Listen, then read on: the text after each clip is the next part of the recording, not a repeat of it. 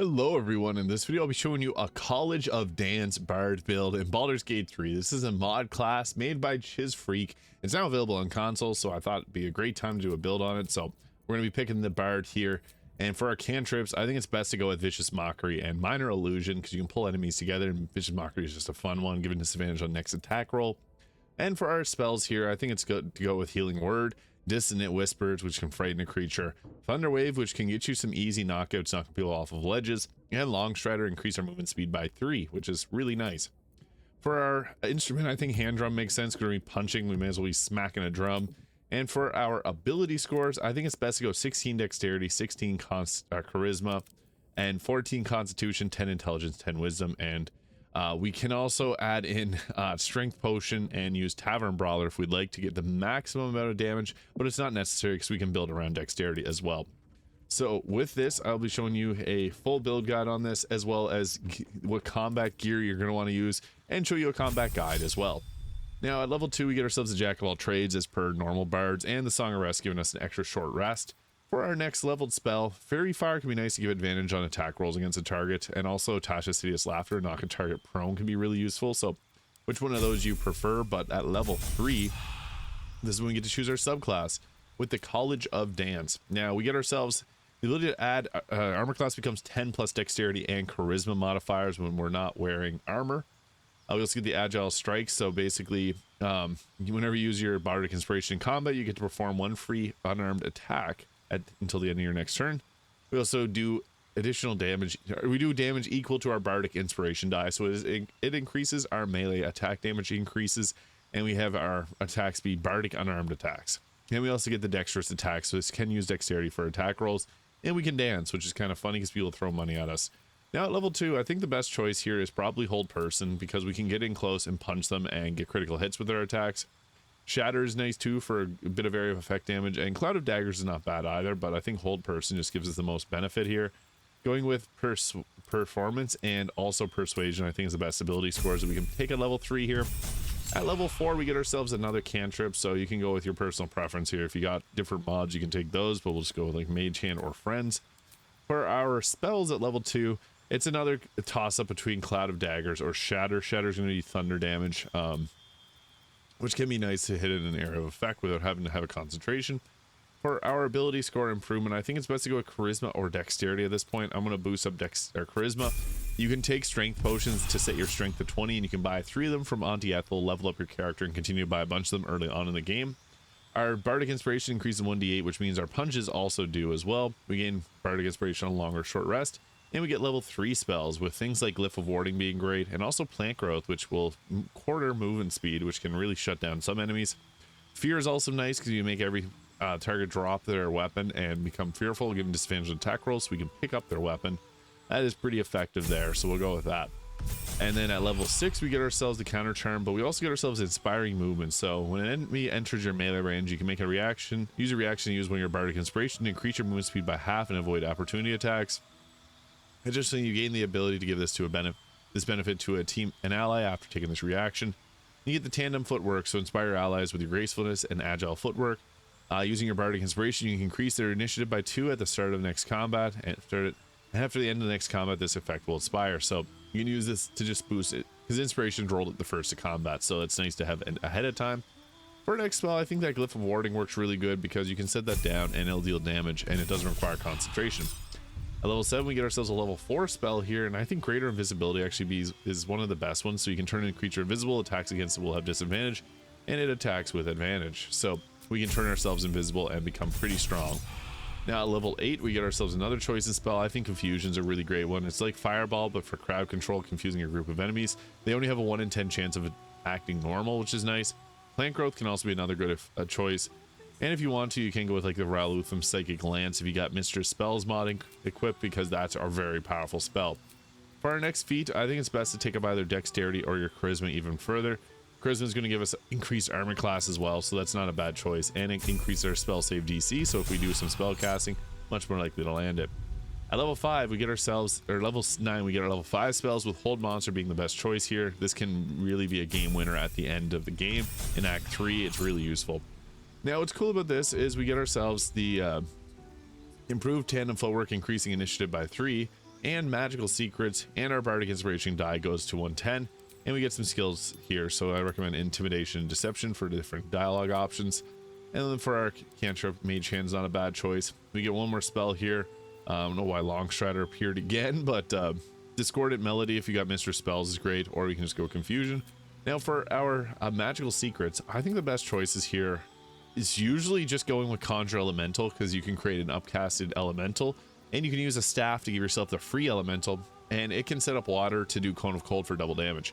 This is just the best meta pick for the bard if you want to go with something huge, because create water is so easy to set up, especially since there is the water elemental which will apply it, or the water myrmidon which will apply it in a large area. And then this is 88, which is doubled, so a lot of damage. We also got ourselves Hunger for Dire for choice, haste, fireball is nice too, call lane if you want a concentration, magic missile. There's a bunch of other ones here, like go with Steel Wind Strike if you got the Mr. Spell mod. You got so many options here.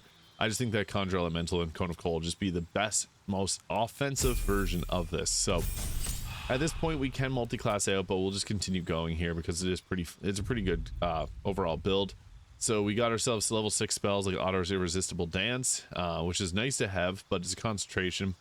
We can go with something Confusion, which is non-concentration, or even Synaptic Static if we got ourselves the Mr. Spell mod, because that hits really hard. There's so many good bard spells, but for our final level we get ourselves the Leading Evasion, so your grace and agility lets you dodge out of the way of certain spells.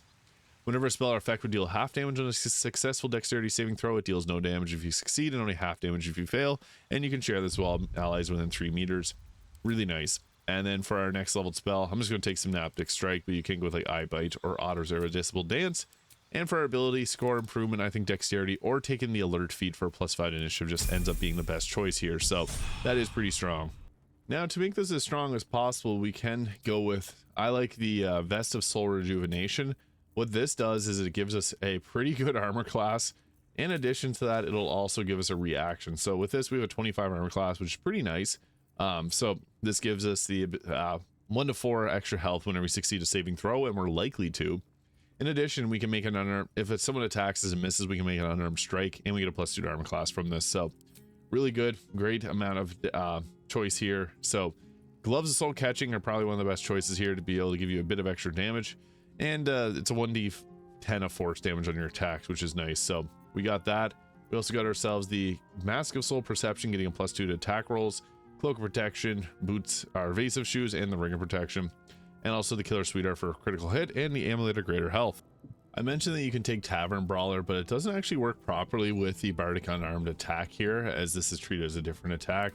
I did a bit of testing here, and it doesn't even add it to your attack rolls, but I mean, if you have the Strength Potion active, you're going to deal a bit of extra damage anyways. But I'll show off what this can look like in terms of combat, because it is pretty fun. So I just applied haste to my character here to show off what this looks like in a fight with no other companions here. Typically you want to have haste up. We can also go with our Conjure Elemental. And one cool thing about this is we don't have to actually use a spell slot. What we can do is we can take a staff here that's going to give us the free cast. And with this, we can just go with our free cast here, summon in our Water Myrmidon, and this is just going to be free, doesn't use our level 6 spell. And then on top of that, we can just unequip this here and go right into combat. So I like this because it can become really strong this way. So we got our fists out, ready to rumble. We do have the similar animation to the monk, which I think is pretty cool because the monk animation is awesome. But what we want to be doing for maximizing damage purposes, we can get our elemental to warp around, use the healing vapors to apply wet, and what this will do is then we got Cone of Cold, which will hit really hard. So you don't have to do it this way. I'll show you what it looks like punching too, but Cone of Cold would one-shot her. But so we got our attack, the Bardic basic attack here. Doesn't deal a ton of damage. Oh, well, we one-shot her there. 22 plus 8 from the gauntlets. So that was more than enough to take them out, so that's great. Since we're hasted, we could also apply attack to there if we want to get some more guards after us. I guess I'll just use my action to attack them and hopefully bring someone else into combat. So that, it's funny, the dialogue for that's hilarious. They're going to come out here, but basically what we want to be doing is getting in punching, but also spell casting, since we got a lot of great options for spells. Now, this obviously isn't as strong as the Open Hand Monk mixed with the Rogue Thief. That's one of the best single target damage classes in this game. This won't out damage that, but you have a lot more versatility because you have spells. So what we can do, again, I guess we can just go with punching him. So we got our water Myrmidon as well. So we'll move that over here. And we'll use the create water, we'll use this to set up water on both of these targets here, just because the extra damage we get is nice. So he healed, that's fine. I don't care about that. We're gonna go ahead with punching. So boom, critical hit. And then this we'll use up our last action, but we can also go ahead and we can mess up her day here. So what's nice about this is since we got full spell casting, the water Myrmidon allows us to go ahead here and I guess I'll just line that up properly. And with this, we'll create a nice surface, and that took her out one shot. And then we will likely want to have the Nier's boots, because this will prevent the ice surfaces from making us slip. But they'll likely slip, as you can see. This is just the greatest crowd control. They both went prone, and then we can move in and do our damage. But since we have a chance of slipping too, because I didn't set this up, we can also, oh, this may, yeah, we're gonna move. That wasn't too far. Psychic Lance took them out, perfect. And Psychic Lance takes them out. Oh, didn't take them out, that's fine. We'll let them do their thing. We'll just end our turn there. Created water again. We lost our haste, which is actually not good at all. I won't use our Myrmidon just because it's a little cheating right now. We're actually doing really well. And main hand attack, oh, that hit us really hard. And we'll follow up with our unarmed attack. So boom, that took us out, took them out. Leading evasion would have been a nice thing to use because this gives us a big boost to our damage, but you also got the healing from the Gloves of Soul Rejuvenation as well. You can go in and you can use greater invisibility to stealth your way around.